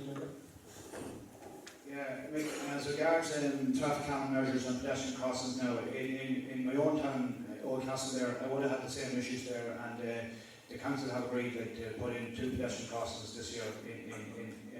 So what we really want to do is meet with the people here and just go through it and see what the best options for the town is. Now, I'm not saying we'll get them done, we'll go to Westmeath County Council with them and do the best to get them done, you know. And then you're on about the Guirke. We're all over the constituency of Meath West here, and nearly every town you go into and village, there's a serious issue with drugs. And if the resources are not put into drug dealers and drugs in the near future, you will see an awful lot more towns like Drogheda, and that's a sad thing to say, but if the resources are not put into it, you're going to see that. Now, I was in yesterday in Navan and I met with people that suffer from addiction now, and you know, real good young people getting stuck up and tied up with these scumbags of drug dealers, you know. So we need more facilities for those people as well, and help them to get back on the straight and narrow. So that they're all good young lads, good GA lads involved in hurling football. So that needs to be addressed seriously. Okay, folks, we come to the end of the meeting because it's now just gone at 9:30. And we really can't have any more questions. I know there's a few people around who want to ask questions. So it just remains for us, just want to say a few thank yous. I want to thank Pat Murphy there for organising. This was done as apolitical. There was no agenda necessarily to hear what the candidates from Meath West were offering places, especially our own place here in Delvin. I want to thank Paddy Gael and McMenamin there for setting up the hall and for looking after our sound and that tonight. I'd also like to thank the candidates, Damien English, Johnny Malone, Johnny Guirke, Séamus McMenamin, Peadar and all more for attending the meeting here tonight. And in the interest of balance, just to mention the ones that didn't attend here tonight, that was Cassells of Féin Falls, Sarah Reilly of Féin and Noel French of Féin. I'd also like to thank Gael for doing an excellent job of timekeeping and banging that glass and keeping us on. So thanks very much for coming out tonight.